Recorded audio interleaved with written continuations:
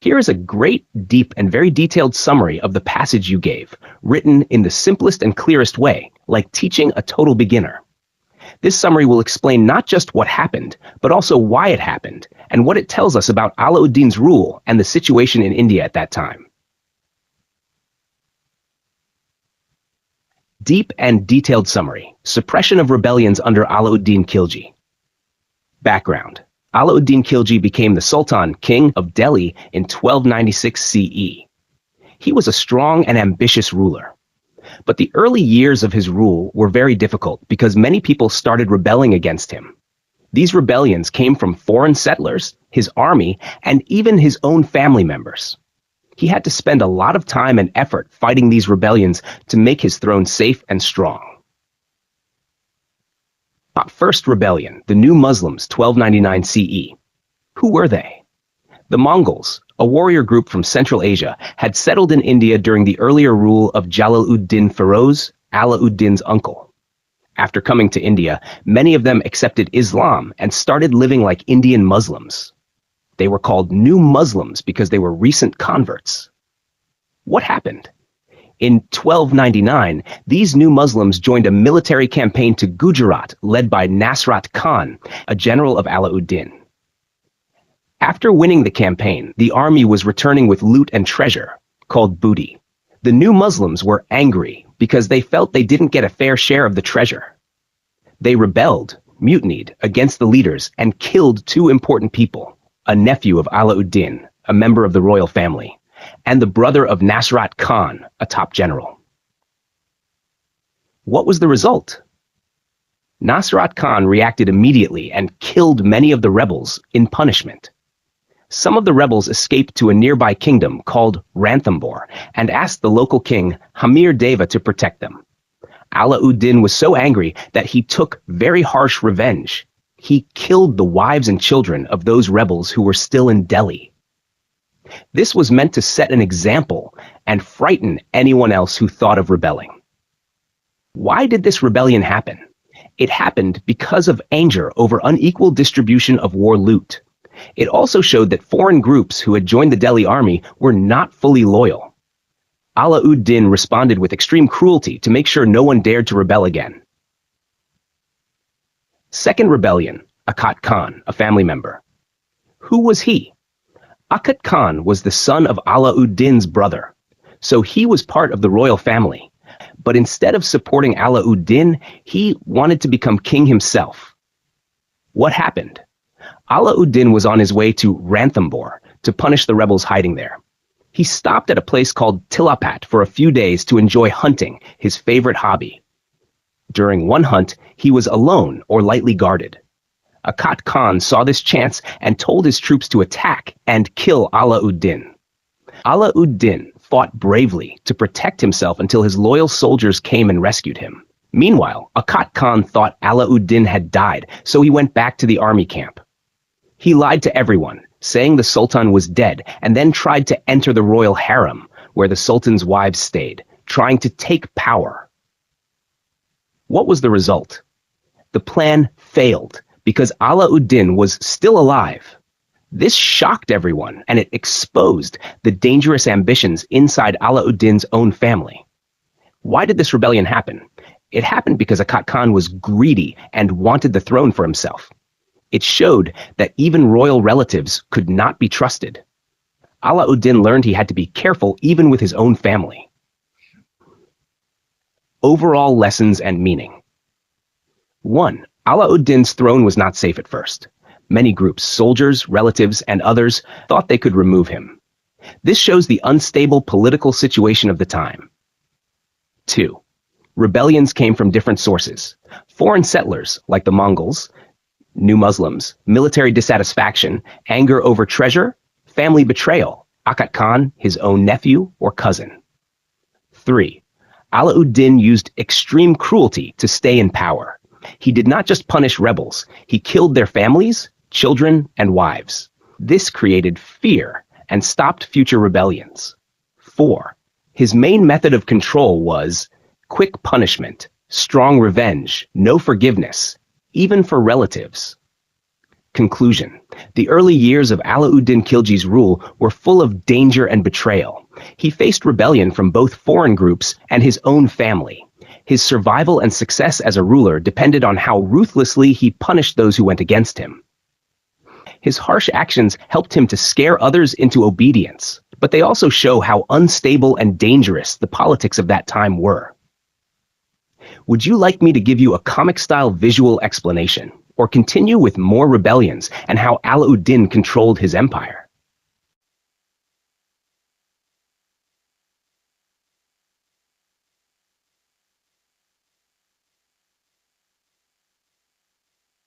Absolutely. Here's a great, deep, and detailed summary of everything above, in the simplest and clearest words, like explaining to someone with no background. This summary combines everything into one smooth, complete explanation that helps you understand what Alauddin Khalji did, why he did it, and what happened as a result. Deep, detailed summary of Alauddin Khalji's first two ordinances. Alauddin Khalji was a powerful king of the Delhi Sultanate. After facing many rebellions, when people tried to rise up or fight against his rule, he deeply thought about why people were rebelling. He found out that some people had too much wealth, land, and freedom. This made them powerful enough to challenge the Sultan. So Alauddin decided to take strong and strict steps to stop rebellions forever. He made 4 special orders called ordinances. These were not ordinary rules. They were big actions to break the power of rich and lazy people. Let's now look closely at the first 2 ordinances. First ordinance, ending free land and religious land gifts. In this rule, Alauddin took back all the land that had been given away for free. This included land given to religious people like temple priests, scholars, and saints, given as gifts or rewards by older kings to families. Many families had lived for generations on this free land. They used it to earn a living without doing hard work and without paying tax. Some of them had owned such land for so long that even records of the gift were lost. They just lived like landlords. Over time, a class of lazy people grew. People who didn't work, but still had everything they needed. Alauddin strongly opposed this laziness and luxury. So he canceled all free land gifts, ordered that these people must now pay land tax, told tax collectors to take out as much money as possible, even by using false or unfair excuses. This hit these people very hard. They lost their land or had to give away a lot of money. Alauddin believed that people should earn by working hard, not just by living off land they got for free. His goal was to weaken the rich, especially those who might use their wealth and land to challenge him. The historian Ziauddin Barani, who lived in that time, said something important. Gold could not be seen in anyone's house except in the homes of very rich nobles, top government officers, and top businessmen. This means common people had no wealth left after Alauddin's harsh land and tax policies. This made them too poor to plan a rebellion. Second ordinance, creating a powerful spy system. The second rule was about spying. Alauddin knew that people might secretly plan to rebel, so he decided to keep a close watch on everyone. He built a huge spy network. He appointed many spies and news writers, placed them in nobles' pop houses, government officers' homes, all offices, cities and towns, even important villages. These spies wrote reports about what people were saying or doing. If anyone spoke against the king, he would come to know immediately. No one could speak freely. No one could plan a secret meeting. Everyone lived in fear of being watched. This made it impossible for anyone to plot a rebellion. Why did Alauddin do all this? His aim was simple but strong. Break the power of rich people, control the lazy people, and make sure no one had enough money or courage to rebel. By taking away free land, forcing people to pay heavy taxes, spying on everyone, making common people too weak to rise up, he wanted to make the Sultanate fully stable and secure, where only he had real power. Final takeaway. Most important point. Alauddin Khalji did not trust anyone, not even his nobles, officers, or religious men. So he destroyed the old system of free land and privilege, emptied people's pockets with high taxes, watched everyone like a hawk with spies. This made his government strong, but also very harsh. People lost wealth, freedom, and privacy, but the Sultan's throne became safer. Would you like me to now explain the third and fourth ordinances in the same deep and simple style?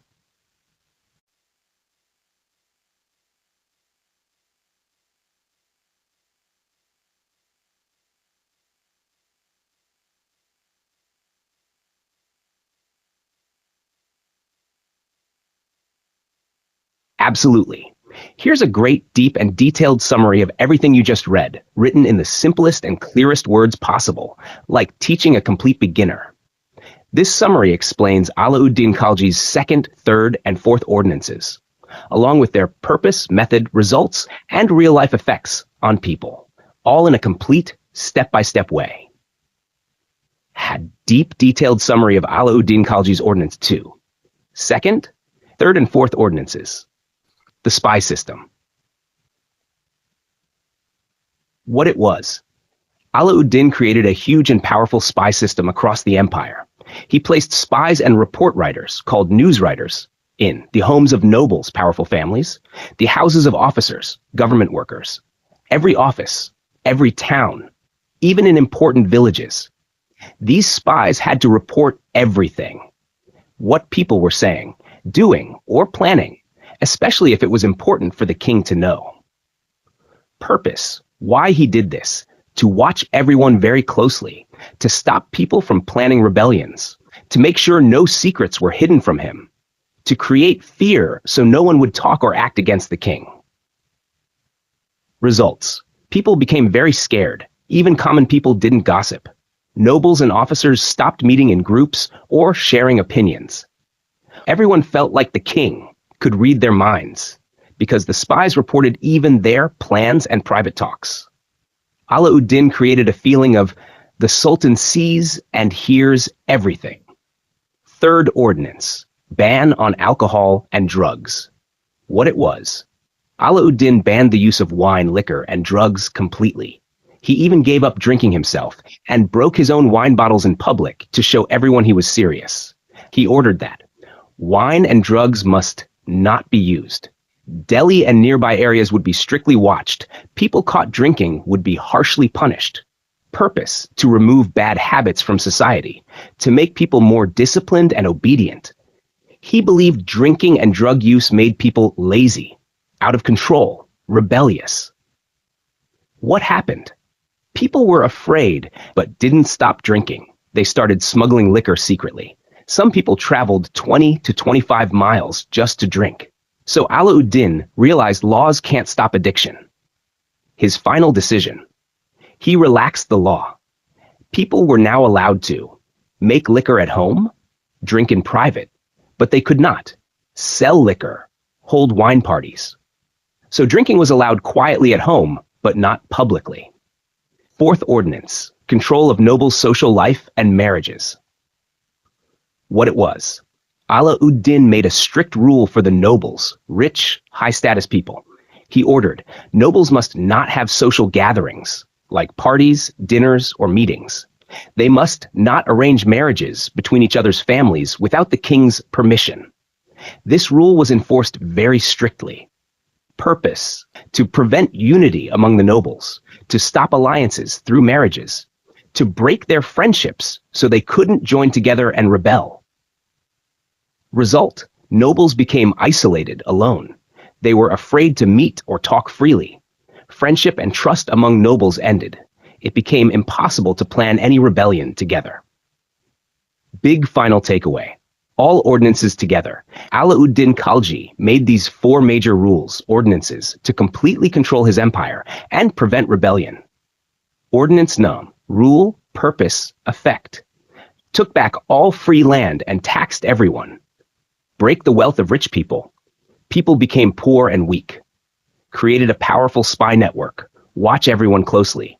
People became scared to even speak. Banned alcohol and drugs. Remove bad habits and control the public. People drank secretly. Rule was softened. Banned social gatherings and intermarriages among nobles. Stop nobles from uniting, isolated and weak. What was Alauddin's big goal?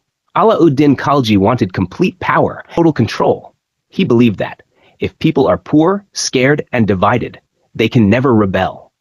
So he took away their land and money, spied on their every move, banned their fun and drinking, broke their friendships and marriages.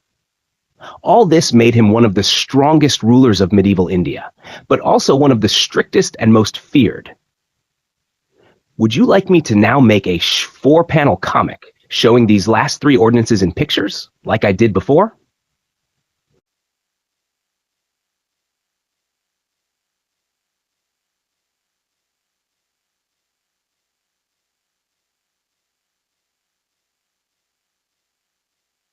Absolutely. Here's the greatest, deepest, most detailed summary of the passage in the simplest language, like teaching someone who has no background at all. I'll explain everything clearly, step by step. Detailed summary of the Hindus reduced to poverty under Alauddin Khalji. 1. Who was Alauddin Khalji? Alauddin Khalji was a powerful sultan of Delhi in the 13th-14th century, 1296 to 1316 CE. He ruled with great strictness and control. He was afraid of rebellions and made many harsh laws called ordinances to keep people, especially Hindus, under control. 2. What rules did he make to control Hindus? He made special laws and taxes to weaken the Hindus, stop them from rebelling, take away their power and money. These rules hit the Hindus very hard. 3. What were these taxes and rules? Land revenue tax. Hindus had to give 50% half of their crops to the government. Example, if a farmer grew 100 kilograms of rice, 50 sultan, the farmer kept only 50. Grazing tax. If a Hindu had cows or sheep, they had to pay tax for letting them eat grass. Jizya tax. A special tax only on Hindus because they were non-Muslims. Custom and excise taxes. Tax on moving goods from one place to another. Tax on everyday items like cloth, salt, oil, etc. All these taxes together made life very hard. 4. What happened to the Hindus? Most Hindus were farmers or worked with land and animals. These taxes took away their money, food, animals, and even their self-respect. Many became very poor. They could barely survive. If anyone tried to hide money or food to avoid tax, they were punished badly. 5. What about the rich Hindu officials? Before Alauddin, rich Hindus like Chaudharis, Mukaddams, and Kuts, village heads and tax collectors, were treated kindly. They got special benefits and less tax. But under Alauddin, he removed all benefits. These Hindu leaders had to work for free and still pay heavy taxes. They were forced to work like normal people. 6. How bad was the situation? Everyone became equally poor, from farmers to top Hindu officers. They couldn't ride horses, buy weapons, wear nice clothes, even chew betel, a symbol of status. Their wives had to work as servants in the houses of rich Muslims. This was a huge insult for families that once had wealth and power. 7. Who enforced these rules? A strict minister named Sharaf Kai, finance minister, made sure every rule was followed. His team of Muslim officers watched the people, punished them, and collected every coin. People began to hate these officers because of how cruelly they acted. 8. Why did Alauddin do this? He wanted to keep full control over the kingdom. He believed if Hindus had money or power, they might start a rebellion. So he broke the power of old Hindu landowners and gave more power to poor but smart people, even if they were from low background. This helped balance the power and kept the nobles weak. Final thought. Alauddin Khalji crushed the Hindu upper class, took away their money, jobs, and pride. He used heavy taxes and strict rules to make all Hindus poor and powerless. Even rich Hindu officers became so poor that their families had to work as servants. This was a part of his bigger plan to control everyone, stop revolts, and stay the most powerful man in the empire. Would you like me to turn this into a visual chart, a comic strip version, a flashcard-style quiz to help you remember? I can make it even easier to understand and memorize. Just tell me what you'd like.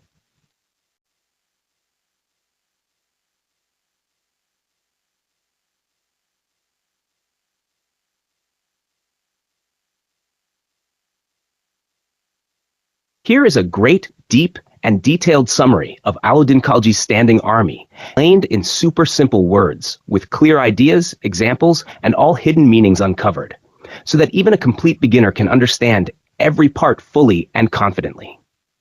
Deep, detailed summary of Alauddin Khalji's. Why did Alauddin need a strong army? Alauddin Khalji was a powerful ruler of Delhi, 1296 to 1316 CE.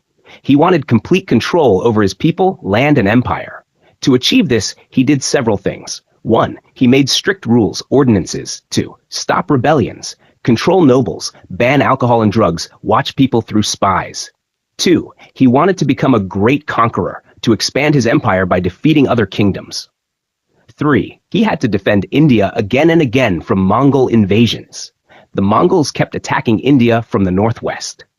So he realized, I need a strong, full-time army, always ready to follow my orders and protect my rule. What was special about his army? 1. It was the first permanent standing army in Delhi. Before him, kings used to call part-time soldiers only during war. These soldiers returned home after the war. Alauddin changed this. He created a permanent army that stayed always ready, even in peacetime. This army lived in the capital city, Delhi, so it could act quickly. He gets the credit for being the first Sultan of Delhi to do this. 2. The army was directly controlled by the king. Soldiers were recruited, hired by the king's army minister, called Arizi Mamalik. No landlords or nobles were involved in bringing their private soldiers. This made sure all soldiers were loyal only to the Sultan, not to any other leader. Example, like a company hiring its workers directly, not through outside contractors, so they stay loyal to the company only. 3.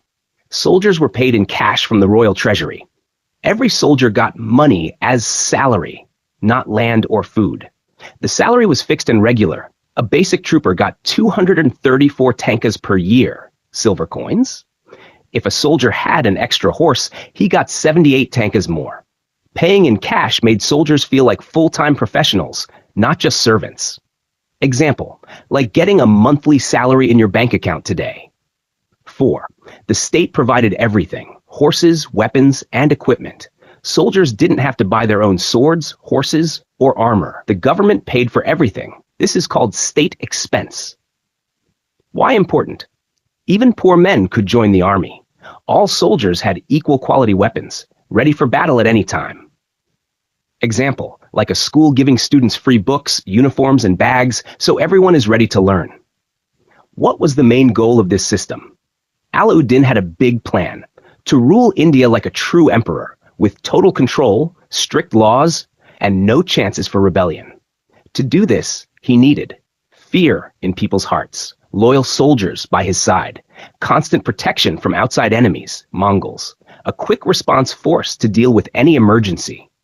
So he made the army professional, paid in money, permanent, never disbanded, prepared, fully equipped, powerful, large and loyal. What was the result? This system worked.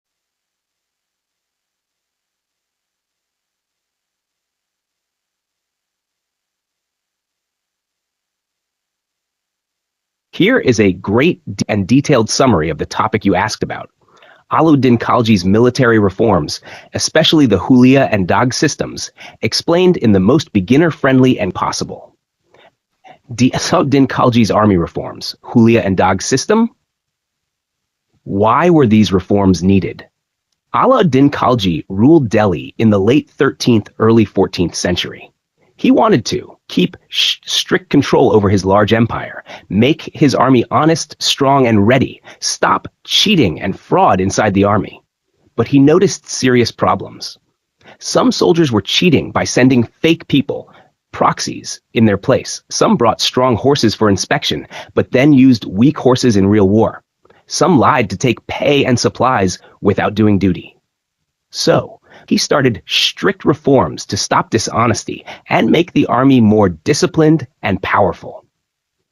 What Alauddin Hulia system, soldier identification. Every soldier's full physical description, called Hulia, was written down in the army records.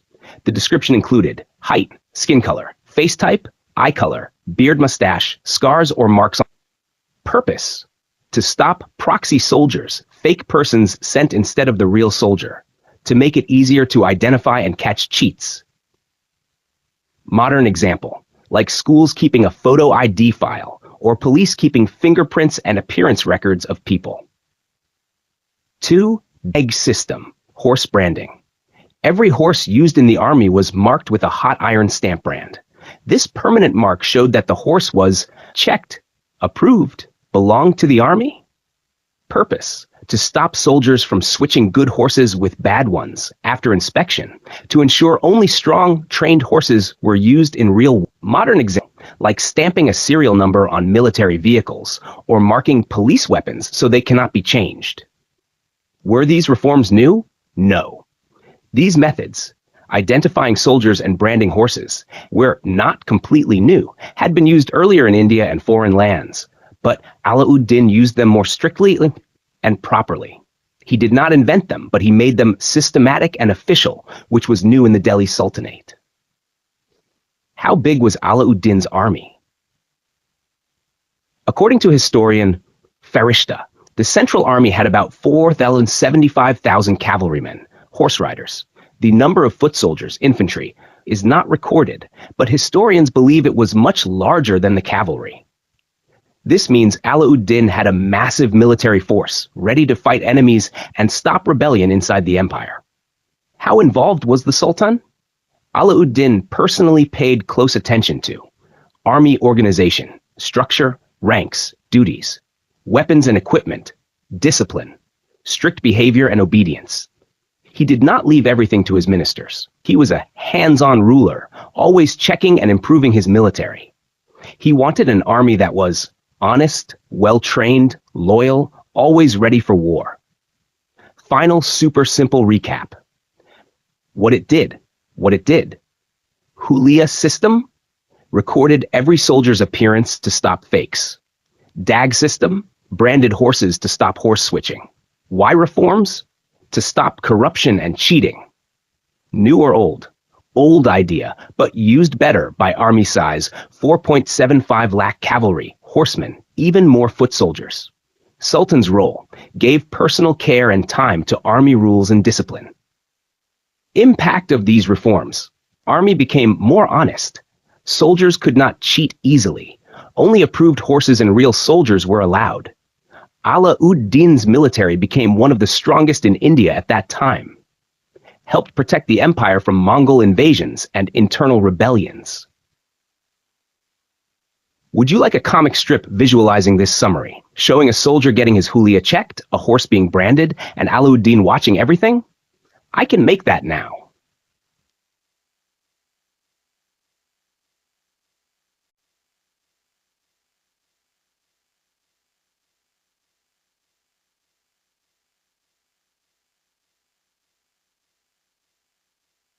Here is a great, deepest, most detailed, and clear summary of Alauddin Khalji's market control policy, explained like teaching a total beginner or child, with full clarity, meaning, and examples. Deep, detailed summary. Alauddin Khalji's market control system, 1296 to 1316 CE. Why was market control needed?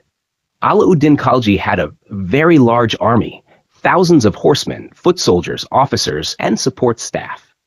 Keeping such a massive army fed, clothed, and equipped all the time, even during peace, was extremely expensive. But he had no choice. The army was needed to stop internal rebellions, fight the Mongols, who attacked every year from the northwest, fulfill his dream of conquering all of India. Instead of increasing the soldiers' salaries, which would bankrupt the treasury, Alauddin came up with a clever plan. If everything becomes cheap, soldiers can live well even with low salaries. So, he introduced a powerful and strict market control policy to make all basic things very cheap. What was his market control policy? Main features. 1. Fixed prices for everything. Alauddin personally set the prices of all essential goods, grains, wheat, rice, barley, etc., pulses, vegetables, ghee, oil, sugar, salt, cloth and garments, cattle, horses, even slaves. Prices were set much lower than usual market prices. Example, if 1 kilogram of wheat used to cost 10 tankas, Alauddin fixed it at 1 or 2 tankas. 2. Government collected food instead of money. Instead of collecting tax in cash, the government collected it in kind, that is, in grain. These food supplies came from Khalisa lands, lands directly under king's control; vassal territories, lands under small rulers loyal to the king. Result: the state had huge godowns, storage buildings, full of food. 3. Only government-approved traders could buy from farmers. Farmers, tillers, were only allowed to sell their grain to licensed merchants. These merchants had to be registered in the office of the Shahana-i-Mandi, market controller. This stopped middlemen from cheating farmers or raising prices. 4. Help for honest merchants. Some traders were too poor to buy in bulk. The government gave them advances, loans, so they could participate in trade, but they had to strictly follow the king's price rules. This helped keep the market full of honest, loyal merchants. 5. No one could change the prices.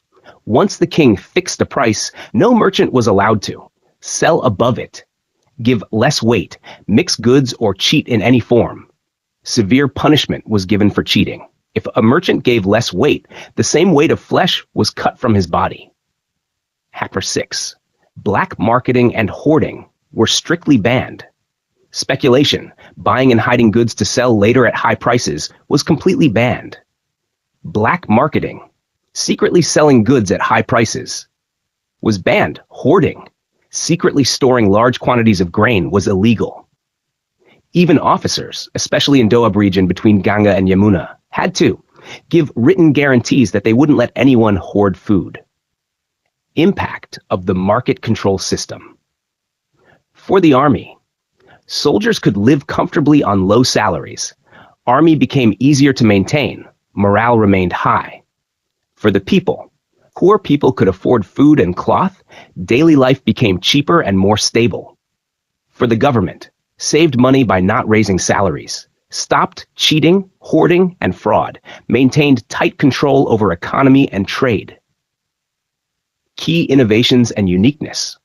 Feature: uniqueness, fixed price system, first strict and successful price control in medieval Indian history. Market officer, Shahana-Mandi, direct control over traders and prices. Revenue in kind, helped build grain stockpiles, trader registration, and loans. Allowed only loyal and honest merchants to function. Brutal punishments, used to scare chiefs. Discipline. Direct involvement. Alauddin personally supervised the market system. Shah, problems and limitations. The system worked only because of Alauddin's fear and control. It needed constant monitoring and harsh punishments. After his death, the system collapsed quickly. People returned to black marketing and hoarding. Final summary table. Area. What Alauddin did. Purpose. Make goods cheap so army can live well with low pay. Prices. Fixed low prices for food, cloth, etc. Tax system. Took tax in grain, not cash. Traders. Only licensed traders allowed. Gave money to poor merchants. Rules. Traders must sell at fixed prices. Punishment. Harsh, cutting flesh for cheating. No black market. Speculation, hoarding, black market banned. Officer guarantee. Officers gave written promises to stop cheating. Why this policy was revolutionary. Alauddin's market control was not just economic, it was a military, political, and social strategy. He understood that if the prices go down, my army remains strong, and I stay in power. This was one of the smartest experiments in planned economy in medieval India. Would you like a comic strip, a timeline, a quiz, or short memory tricks? I can create those too to help you remember easily.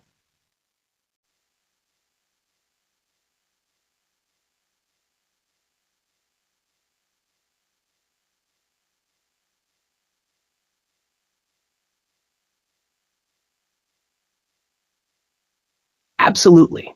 Here's a great, deep, and detailed summary of this passage about Alauddin Khalji's Market Regulations Part 2, written in the simplest words, with clear points, examples, and full understanding, as if teaching a total beginner or child.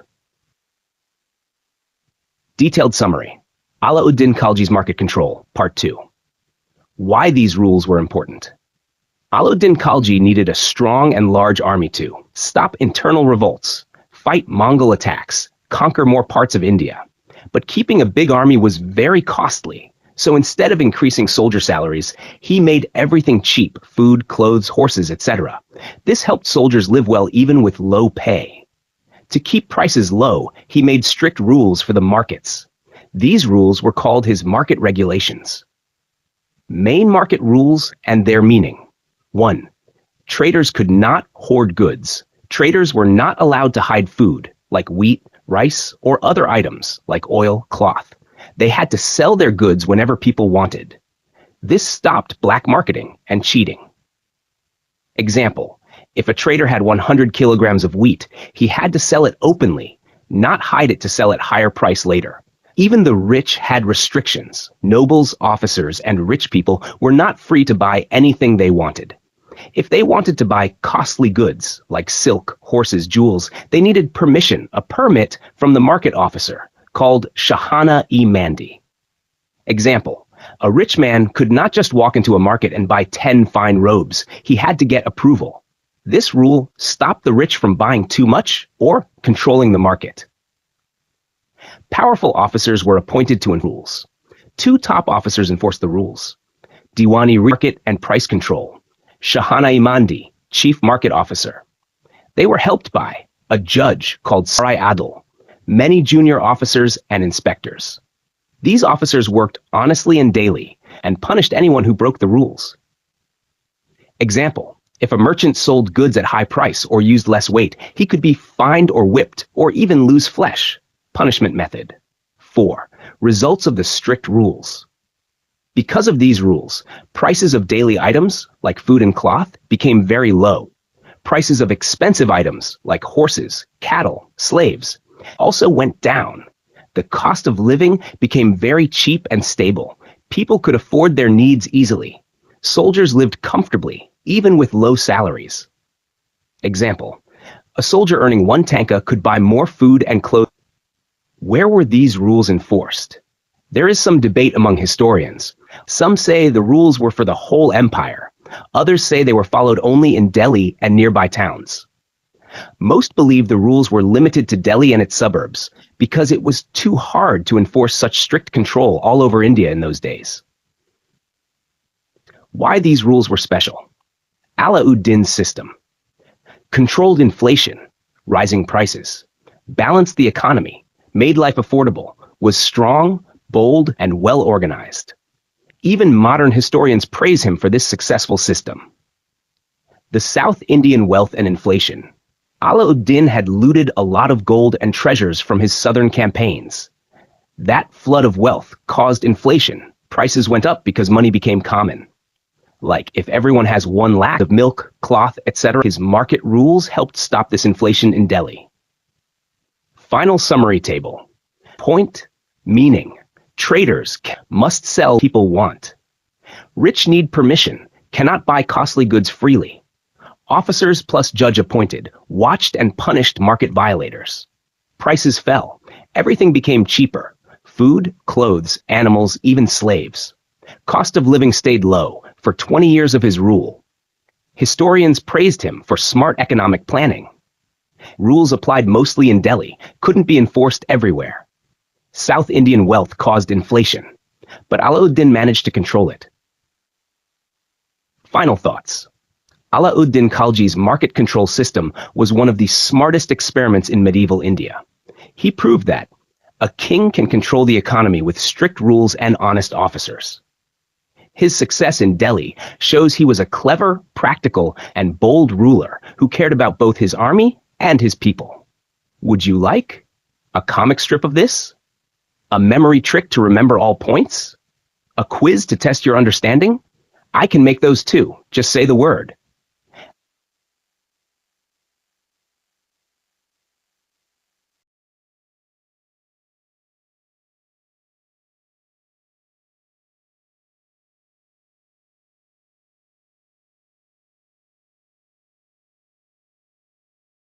Here is a great, deep, and detailed summary of Alauddin Khalji's revenue policy, written in the simplest language possible. with full clarity, added context, and easy examples, just like teaching a complete beginner or a child. Alauddin Khalji's revenue policy. Deep, detailed summary, simple words. 1. What is revenue policy? Revenue equals money the kingdom earns, mainly from land taxes. A revenue policy is a set of rules and systems to collect this money properly. 2. Why did Alauddin need a strong revenue system? Alauddin wanted a huge, powerful army to fight Mongols and control India, to stop revolts and rebellions inside the empire, to support his government officers and royal needs, to build an empire that was strong and wealthy. To do all this, he needed a lot of money, not just cheap goods. So he decided to increase the income of the government by changing the way taxes were collected. 3. What was wrong with the old system? Earlier sultans followed the old Hindu tax system. They gave free lands to religious men and nobles, allowed people to enjoy land without paying tax, did not manage taxes properly.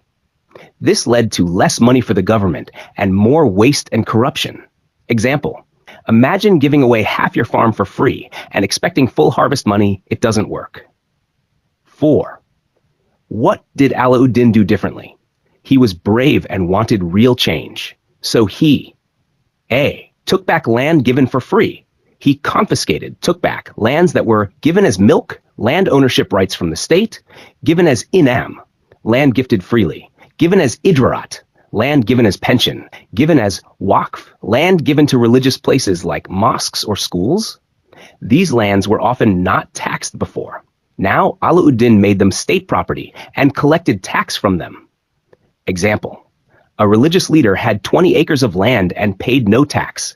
Alauddin took it back and made sure tax was collected. B. Rebuilt and strengthened the revenue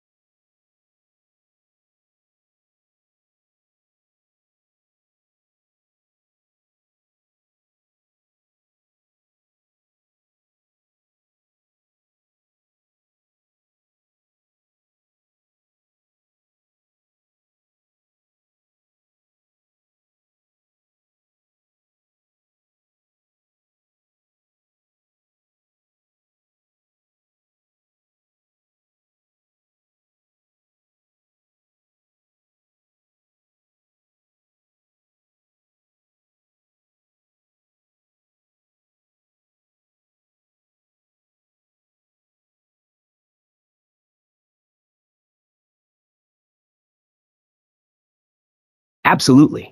Here's a great, deep, detailed summary of the entire passage about Alauddin Khalji's land revenue reforms, explained in the simplest and clearest possible way, covering every major point with added context and examples. Deep, detailed summary of Alauddin Khalji's land revenue measures. 1. Background. What happened before Alauddin? In ancient and early medieval Hindu kingdoms, kings used to measure land to collect fair taxes. But the Muslim rulers before Alauddin, like the Mamluks slave dynasty, did not follow this system. They collected tax without proper measurement, which led to unfair assessments, corruption, and loss of revenue. This caused problems for the kingdom's finances and for common people too. Alauddin Khalji brings back land measurement, brought back the system of land measurement, which had been common in Hindu rule but was ignored by earlier Muslim rulers. This made Alauddin the first ruler after a long time to take land measurement seriously and systematically. Example: just like a school charges more fees from someone taking more classes, Alauddin believed that people with more land should pay more tax, so he measured the land properly. 3. He used Patwari records. Alauddin's officers went to village-level officials called Patwaris, record keepers. These Patwaris had written records showing who owns which land, how much land is arable, how much tax was earlier paid. This was the first step in building a more organized and fair tax system called bandobast, land settlement. 4. Measurement was not done everywhere.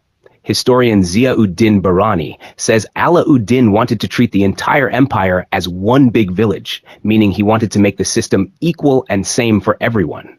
But Barani also admits that this was not fully possible. The system of land measurement and proper tax fixing only happened in some areas, not the whole empire. Why? Because some regions were too large, some were recently conquered, there were not enough officers, there were local issues or resistance. 5. He appointed honest officers. Alauddin selected honest, capable revenue officers to measure land, collect tax fairly, stop cheating and bribery. This helped bring more money to the royal treasury and reduced corruption. 6. Result: revenue increased, but burden increased too. Because of proper land measurement, taxes were more exact and the amount of revenue money collected greatly increased. Everyone had to pay their share. Farmers, cultivators, landowners, zamindars, merchants, and traders. But the Hindus suffered the most because most of the farmers and landholders were Hindus. They were closely tied to land, so most of the tax burden fell on them, whether Alauddin intended it or not. 7. Alauddin's policy on land grants Ikta. During earlier times, kings gave land as gifts to officers and soldiers instead of salary, called Ikta system. The officers collected tax from the land for their income. Alauddin did not like this system because the state lost tax money. Officers became too powerful. It reduced the king's control. Alauddin wanted all tax to go directly to the king's treasury, not to private individuals. 8. But Ikta couldn't be fully stopped. Even though Alauddin wanted to abolish the Ikta system, he couldn't end it completely. Especially in newly conquered regions, he had to allow some officers to keep land as reward, Ikta, because it was hard to manage those areas directly. He needed officers to stay loyal and manage those regions.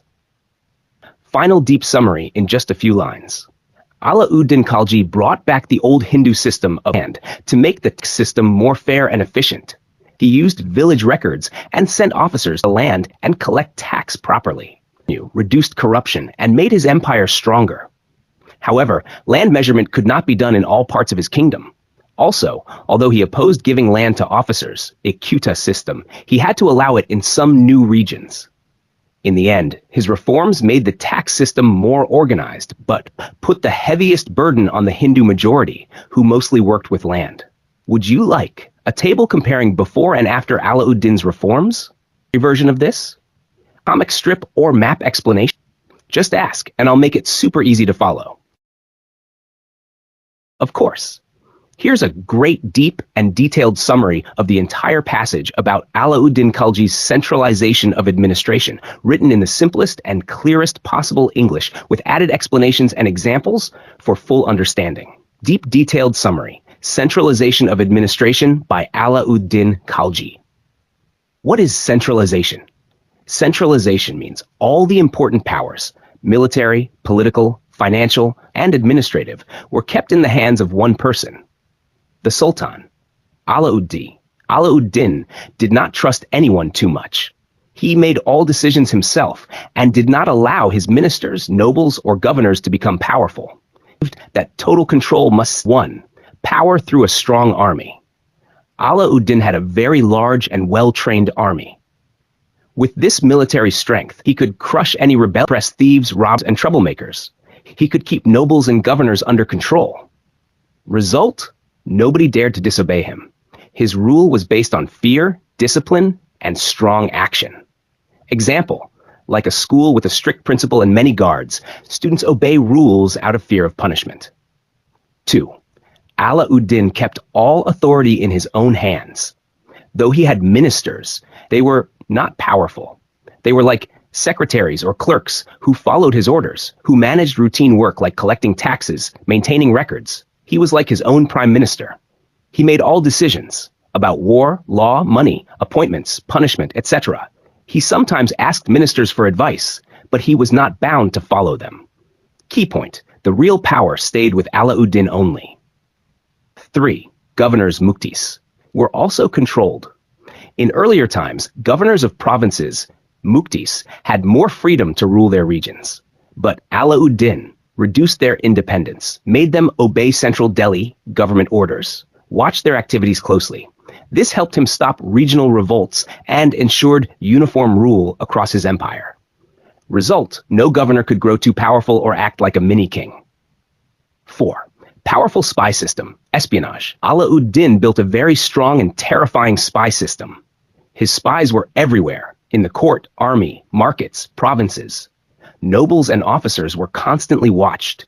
Even private conversations were reported to the Sultan. As a result, nobles were so scared that they did not even speak openly.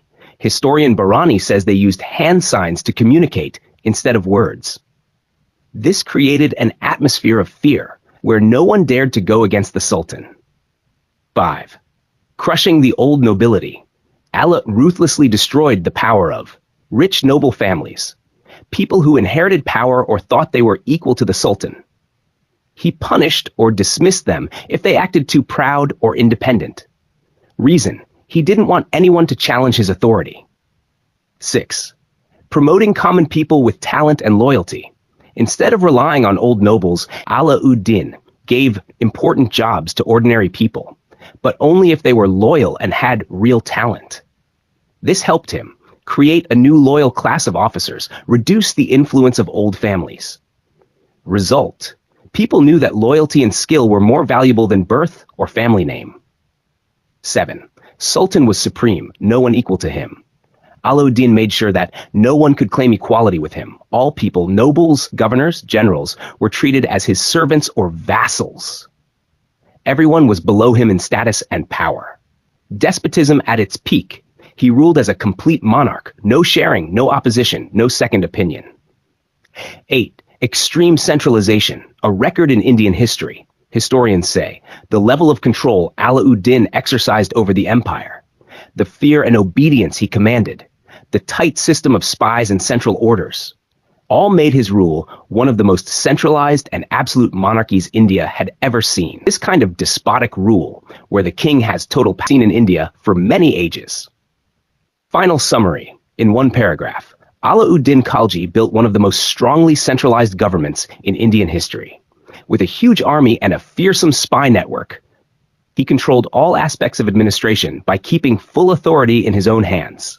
His ministers had no real power, and governors were brought under strict control.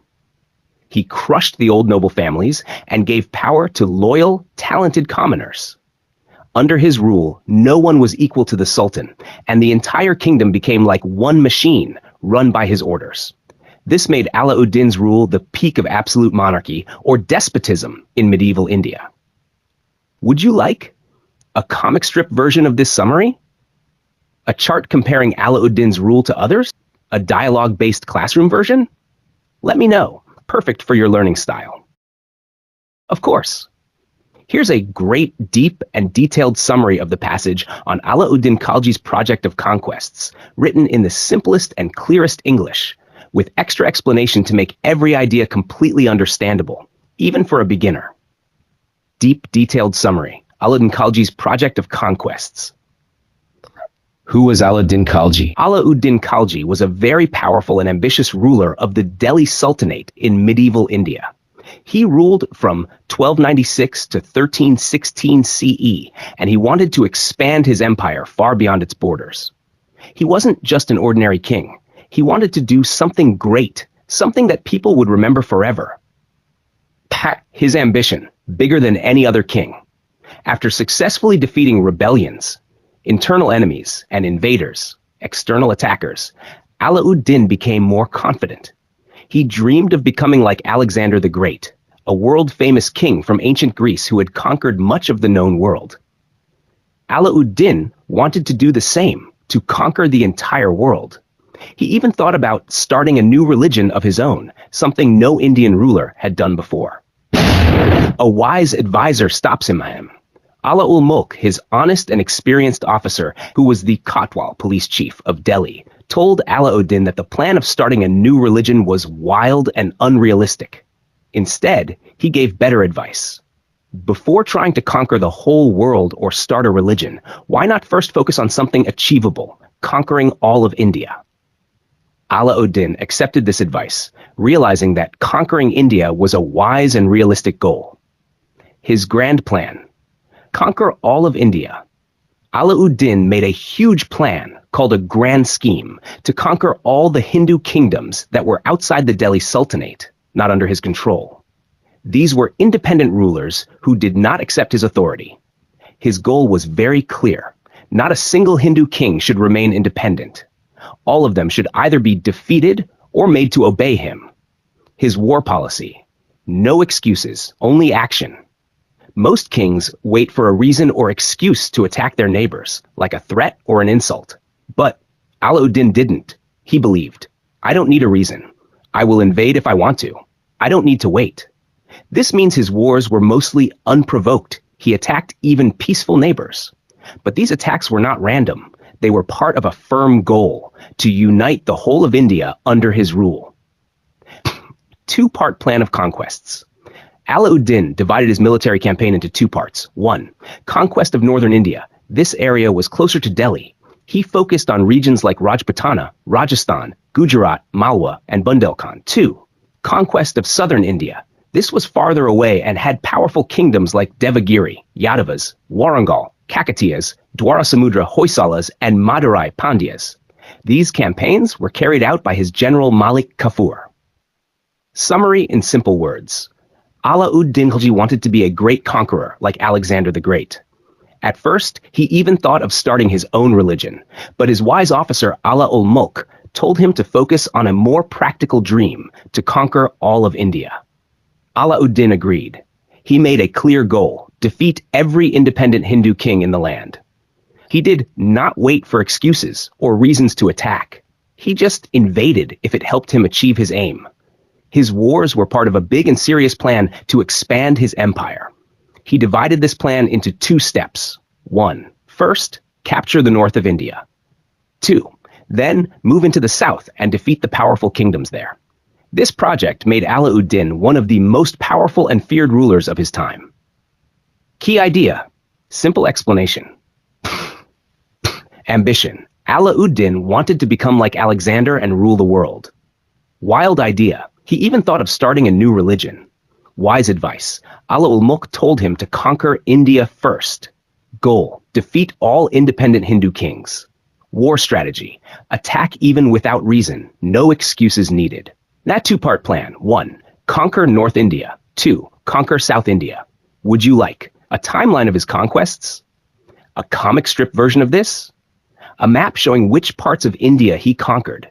Let me know and I'll prepare it in the simplest, clearest way possible.